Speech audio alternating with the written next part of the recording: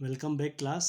तो ये है लेक्चर नंबर 2 और टॉपिक अभी हम जो एल्कीन्स की ही डिस्कशन चल रहा है। तो आज हम बात करने वाले हैं रिलेटिव स्टेबिलिटीज़ ऑफ एल्कीन की। आज का जो टॉपिक है वो है relative stabilities of alkenes.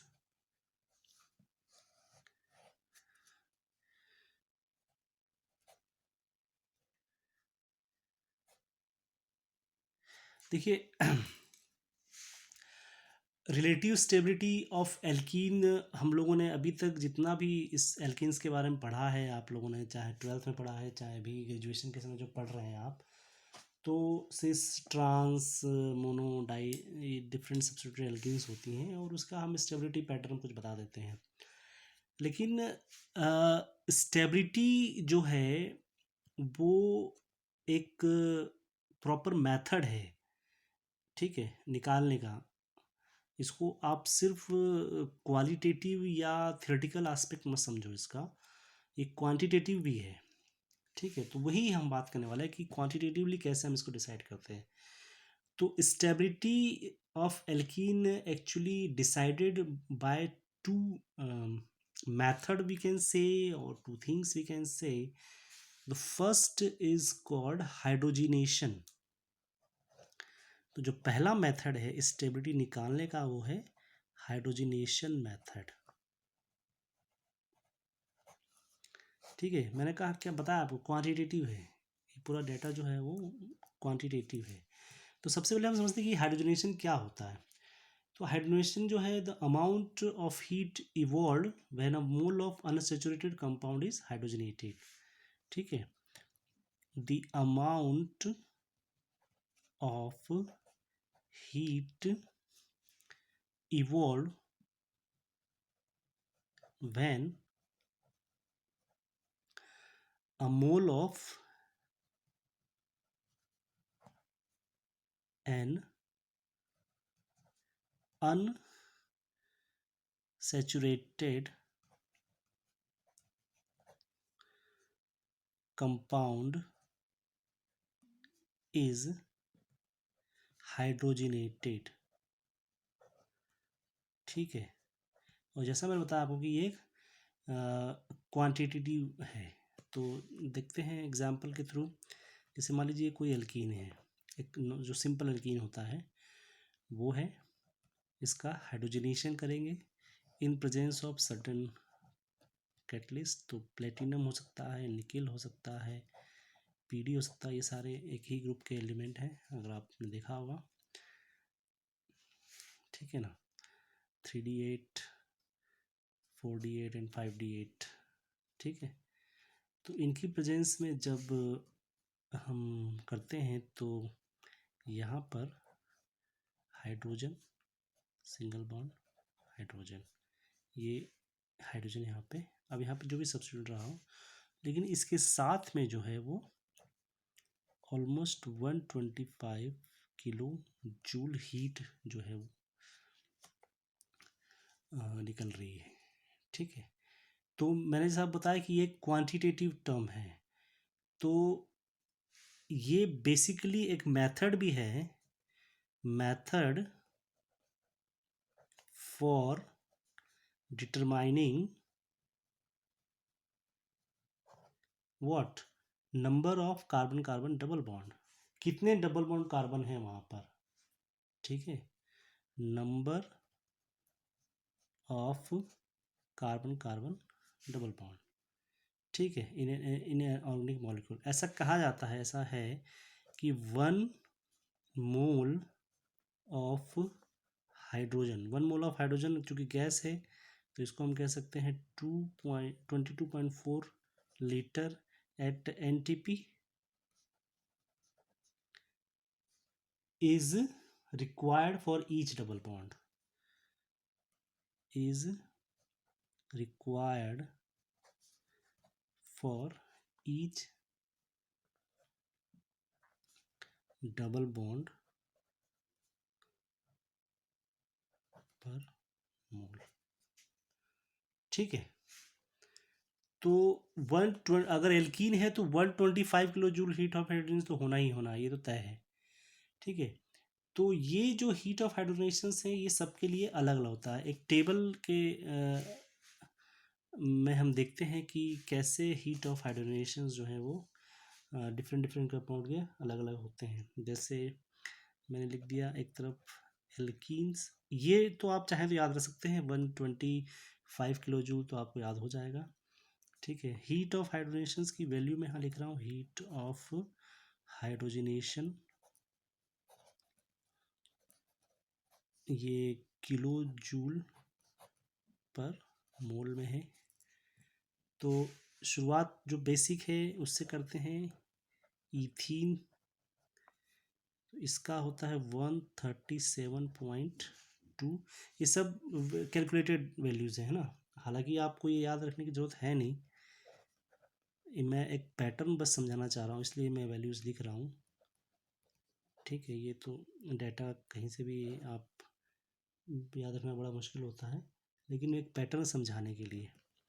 1 butene 126.8, then sis 2 butene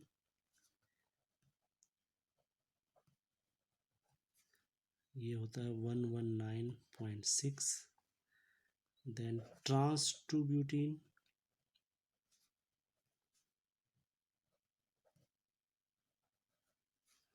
ये है 115.5, और इसमें एक और होता है 2 मिथाइल 1 ब्यूटीन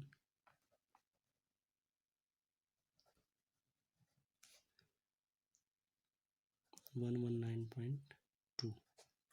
तो देखिए ये जो टेबल है इससे हमको पता चल रहा है कि हर एक एल्कीन का हीट ऑफ हाइड्रोजनेशन अलग अलग है। जैसे आप देखेंगे कि 1 ब्यूटीन सिस 2 ब्यूटीन और ट्रांस 2 ब्यूटीन, ये अगर हम इसका हाइड्रोजनेशन करें, ठीक है ना, किसका 1 ब्यूटीन, जैसे मैंने यहाँ लिख दिया इसका structure CH3 CH2 CH double bond CH2, ये हो गया 1 ब्यूटीन। ठीक है, फिर carbon double bond carbon hydrogen CH3 H CH3, ये हो गया सिस 2 butene, carbon double bond carbon H H CH3 और CH3, ये हो गया ट्रांस 2 ब्यूटीन। ये तीनों ही का जब हाइड्रोजनेशन किया जाएगा तो जो बनने वाला प्रोडक्ट है वो तो हमेशा नॉर्मल ब्यूटेन ही बनेगा। जो प्रोडक्ट बनेगा वो क्या होगा, एन ब्यूटेन होगा, एन ब्यूटेन। ठीक है, तो 1 butene 1 butene cis 2 butene and trans 2 butene, ये तीनों ही हाइड्रोजनेशन के बाद जो प्रोडक्ट देंगे वो एन ब्यूटेन देंगे। लेकिन इसमें जो डिफरेंस आएगा वो डिफरेंस आएगा सिर्फ हीट ऑफ हाइड्रोजनेशन का। आप देख सकते हो 1 ब्यूटीन का हाइड्रोजनेशन अलग है, सिस 2 ब्यूटीन का हाइड्रोजनेशन अलग है, और ट्रांस 2 ब्यूटीन का हीट ऑफ हाइड्रोजनेशन अलग है। तो इससे क्या पता चलता है, इससे ये पता चलता है कि हर एल्कीन का जो है वो हीट ऑफ हाइड्रोजनेशन क्या है, वो डिफरेंट है, और हीट ऑफ हाइड्रोजनेशन डिफरेंट है तो उसकी स्टेबिलिटी भी क्या होगी, वो अलग अलग होगी। ठीक है, तो एक हम ये कह सकते हैं कि एल्कीन जो होते हैं जिनका लोअर हीट ऑफ हाइड्रोजनेशन है उन वो क्या होंगे, लेस एनर्जी के होंगे, और अगर वो लेस एनर्जी के होंगे तो उनकी स्टेबिलिटी क्या होगी, ज़्यादा होगी। तो यहाँ पे एक स्टेटमेंट हम लिख सकते हैं, alkenes alkenes which has lower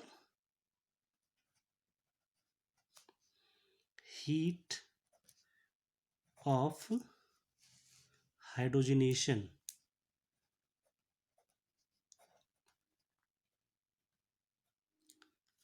must have less energy, must have less energy and hence greater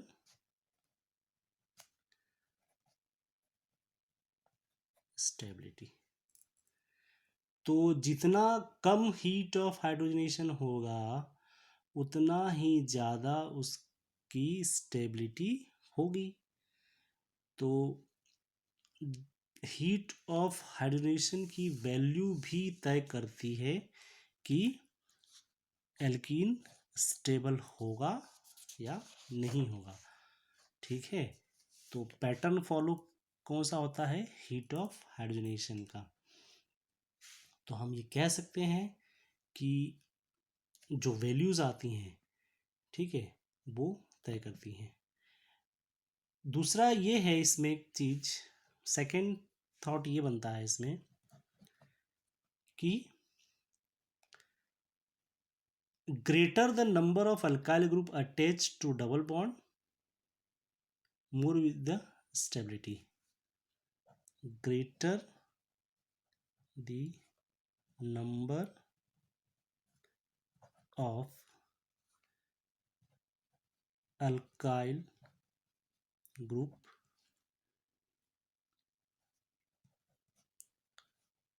attached to a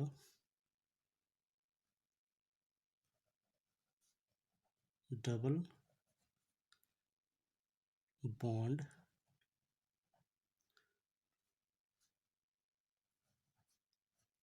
ठीक है, वो उतना ही स्टेबल होगा। तो अगर हम देखें कार्बन डबल बॉन्ड कार्बन है, इसमें R1 R2 R3 ले लो और R4 ले लो, ये चार। तो यहाँ पे चार सब्स्टिट्यूशन है तो उसकी स्टेबिलिटी सबसे ज़्यादा होगी, इसको हम कहते हैं टेट्रा सब्स्टिट्यूटेड। फिर आप एक हाइड्रोजन कर दो, सॉरी यहाँ कार्बन, एक हाइड्रोजन हो गया, आर आर आर, फिर दो हाइड्रोजन कर दिए, ठीक है, R1 R2 R3 कर दो, चाहे R1 R कर दो, कोई फर्क नहीं पड़ता इससे। दो हाइड्रोजन कर दिए, दो आर कर दिए। तो देखिए इस तरह से जो है स्टेबिलिटी पैटर्न फॉलो करता है ये। अब दूसरा जो मैथ है जो लीस्ट होगा वो ये होगा जिसमें कोई सब्स्टिट्यूशन नहीं है।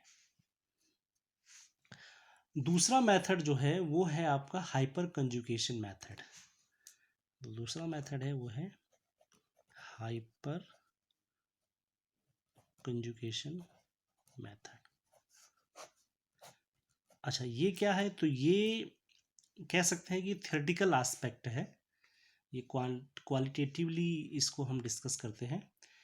तो इसमें क्या होता है, the greater is the degree of substitution in an alkene, the greater is the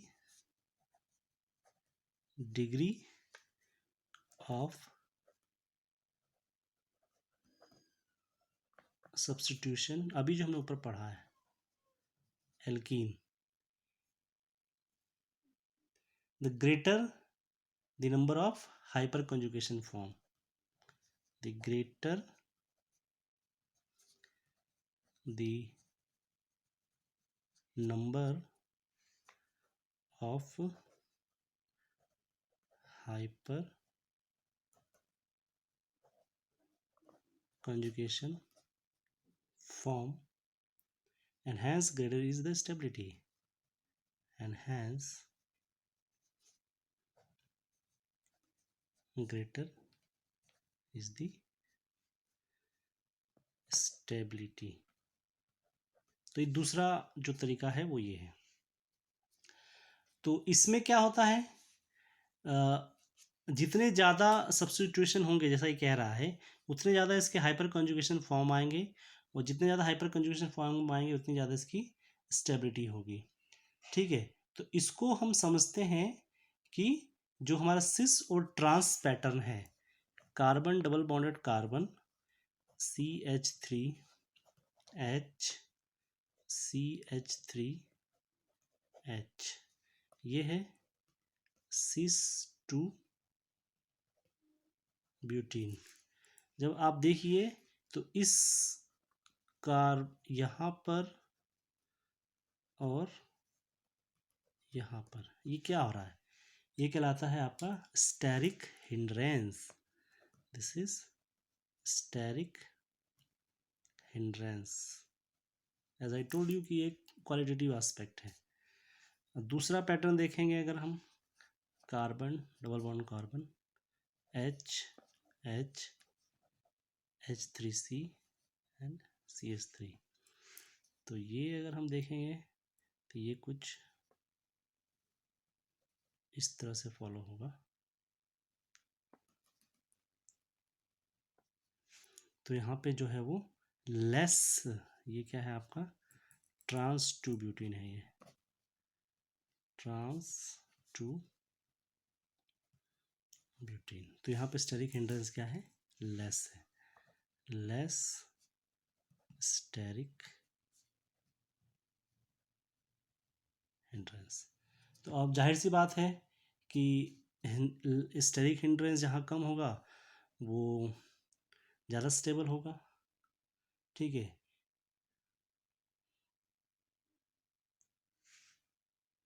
और दूसरा है कि वंडरवॉल फोर्स जो है उसका ओवरलैपिंग हो रहा है इसमें, यहाँ ओवरलैपिंग नहीं हो रहा है। ठीक है, जहाँ पे वंडरवॉल फोर्स का ओवरलैपिंग हो रहा है, ये वंडरवॉल फोर्स का ओवरलैपिंग है, यहाँ नहीं है। तो ये दो मेथड हैं स्टेबिलिटी चेक करने की। एक जो है क्वांटिटेटिव एस्पेक्ट है जो हाइड्रोजनेशन है, और दूसरा जो है वो क्वालिटेटिव एस्पेक्ट है। ठीक है,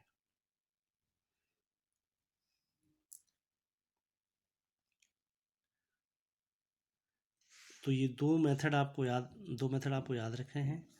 इसमें एक स्टेरिक हिंड्रेंस हो गया और दूसरा हो गया आपका वंडरवॉल स्ट्रेन। यहाँ आप लिख सकते हैं less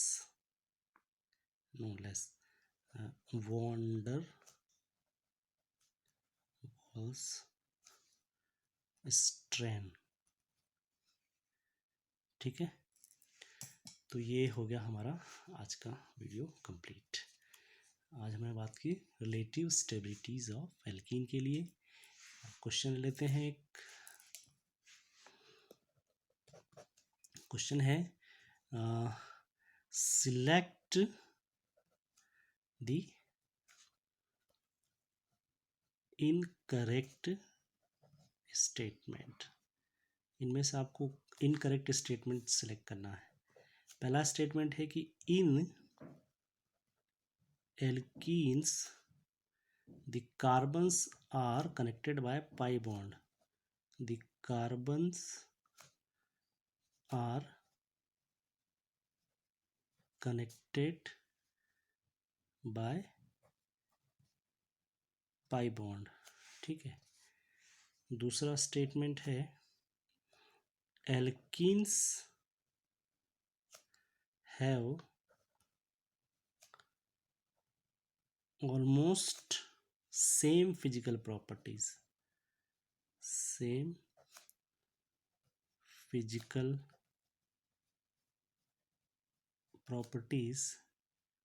as alkane। Third statement है alkenes are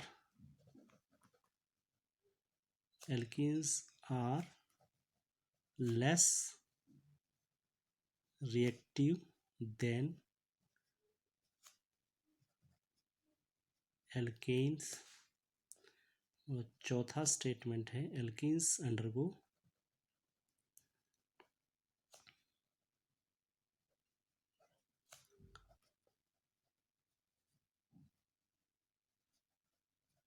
पॉलीमराइजेशन।